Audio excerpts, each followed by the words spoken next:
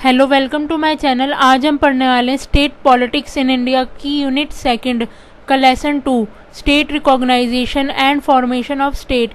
ये video semester third वाले student के लिए for BA honours political science और ये वीडियो का पार्ट 1 है और आप वीडियो को 1.25x की प्लेबैक स्पीड पे करके देख सकते हैं for better experience. So let's start the topic. Introduction. Society, culture and politics are an important part of human life. Maintaining and preserving our culture and making it prosperous is a special quality of human being. This quality can be both individual and collective.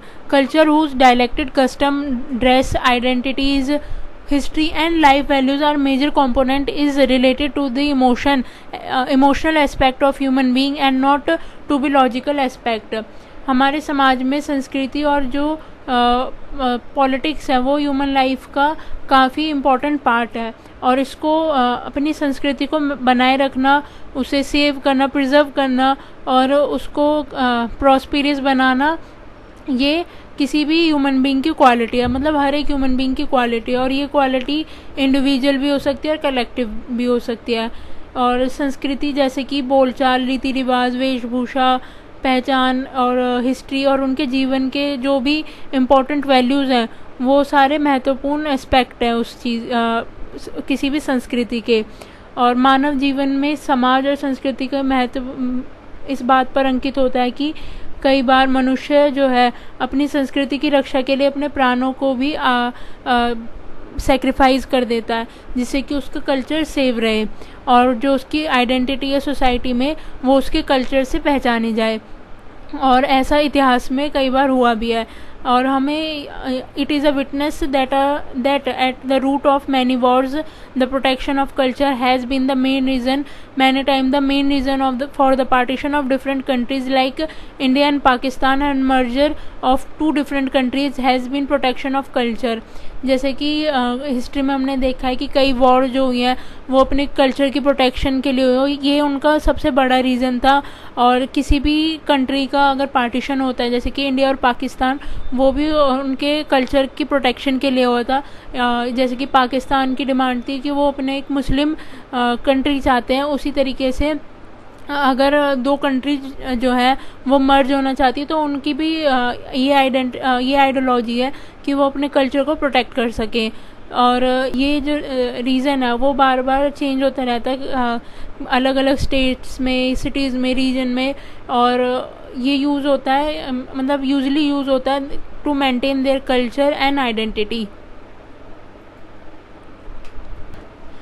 Merger of the princely state. The merger of princely state with India was the biggest obstacle and challenge in the process of nation building after independence. Princely state का India में मर्ज करना independence के time पे nation building के लिए या राष्ट्र निर्माण के लिए बहुत ही बड़ी बाधा थी, क्योंकि ब्रिटिश गवर्नमेंट जो थी उन्होंने जो भी प्रिंसली स्टेट थी उनको पावर दी कि वो अपना मतलब वो इंडिपेंडेंट होकर भी अपनी स्टेट को रन कर सकते हैं, यानी कि प्रिंसली स्टेट को रन कर सकते हैं। और the British state develop two types of relation with the princely state, one by complete merger of the India princely state into the British empire and other indirect rule.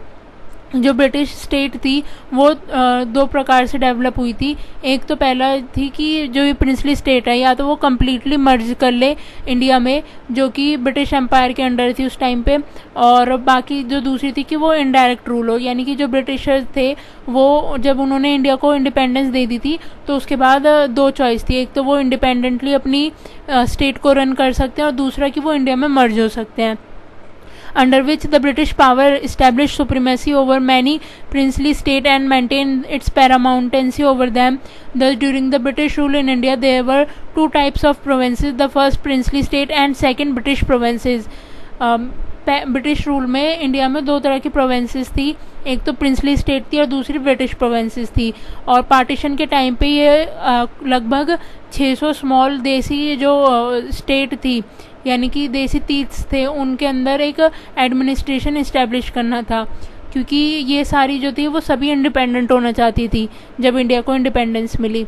India was one of the most important task for the national leadership. The task was also difficult because the cabinet mission resolution and the announcement made by Prime Minister Attlee on February 20, 1947 deferred the question of the future of princely state.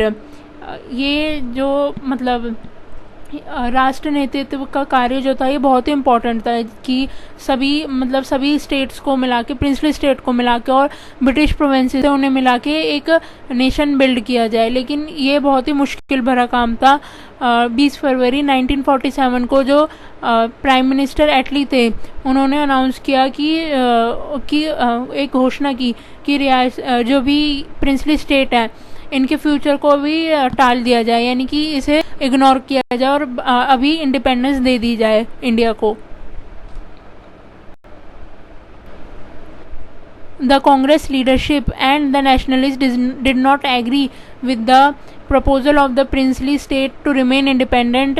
Some of the princely states like Bhopal, Travancore and Hyderabad declared that they wanted to remain independent. The merger of the princely state was possible due to the Sardar Patel's skillful leadership and diplomacy.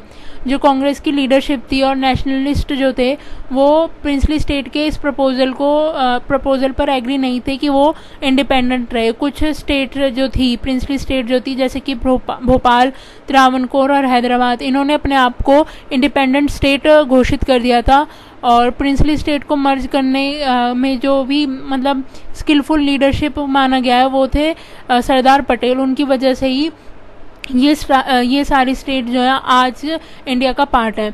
It could be happen but the aspiration of the three princely state of Junagadh, Hyderabad and Jammu Kashmir were different, in which Junagadh was included in India based on plebiscite on February 20, 1948 and joined in India November 1948. In this episode on October 22, 1947, thousands of tribal Pathans crossed the Pakistani border on Jammu Kashmir and attacked Kashmir. As a result, the King of Kashmir sought help from India in return. On October 24, 1947, signed the agreement to join India. In 370, it was placed in the category of special state, which was abolished in 2019. Thus, the process of merger of princely state was completed. जैसे कि कुछ state थी जो कि जूनागढ़, हैदराबाद और जम्मू कश्मीर, ये जो तीन रियासत थी, प्रिंसली स्टेट थी, इनकी जो एक्सपेक्टेशन थी वो काफ़ी अलग अलग थी, एस्पिरेशन जो थी इनकी काफ़ी अलग अलग थी। जैसे कि जिसमें जूनागढ़ जो था वो 20 फरवरी 1948 को एक संग्रह के दौरान भारत में शामिल हुआ और वहीं पर नवंबर 1948 में भारत में शामिल हुआ फिर जूनागढ़ पूरे तरीके से। और इसी कड़ी में 22 अक्टूबर 1947 को हज़ारों की संख्या में पठानों ने जम्मू कश्मीर पर पाकिस्तान की सीमा से हमला किया, जिसके परिणाम स्वरूप जो कश्मीर के राजा थे उन्होंने भारत से मदद मांगी और भारत ने मदद के बदले में उनके साथ एक समझौते पर हस्ताक्षर किए, जो कि ये था कि वो इंडिया में मर्ज हो जाएंगे और जम्मू कश्मीर को एक स्पेशल स्टेट की कैटेगरी में डाला जाएगा, जो कि आर्टिकल 370 के अकॉर्डिंग थी। और इस आर्टिकल को 2019 में हटा दिया गया था और ये जो प्रोसेस था मर्जर ऑफ प्रिंसली स्टेट का, ये 2019 में कंप्लीट हो गया फिर पूरे तरीके से।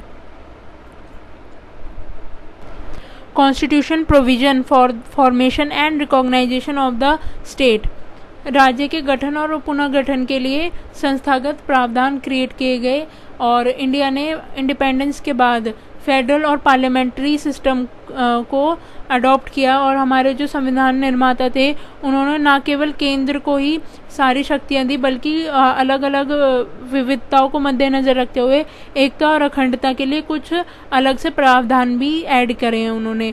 जैसे कि भारतीय संविधान के पार्ट 1 में आर्टिकल 1 जो है वो ये कहता है कि भारत जो है, Bharat is India, it will be union of state.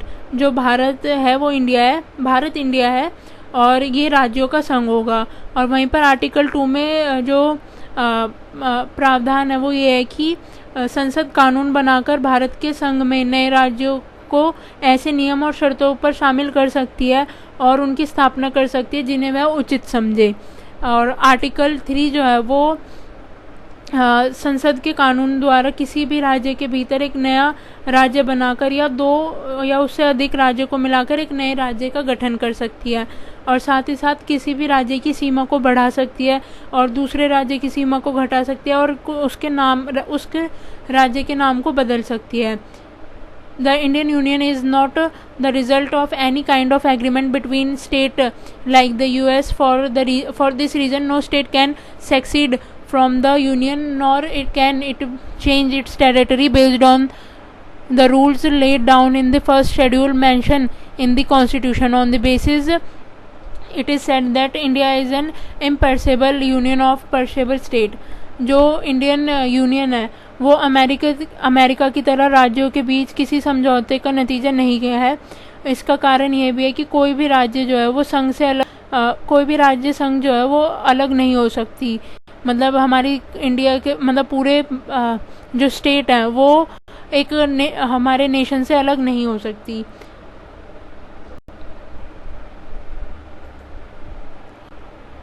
Thanks for watching. और ये पार्ट 1 था, पार्ट 2 भी जल्दी अपलोड किया जाएगा।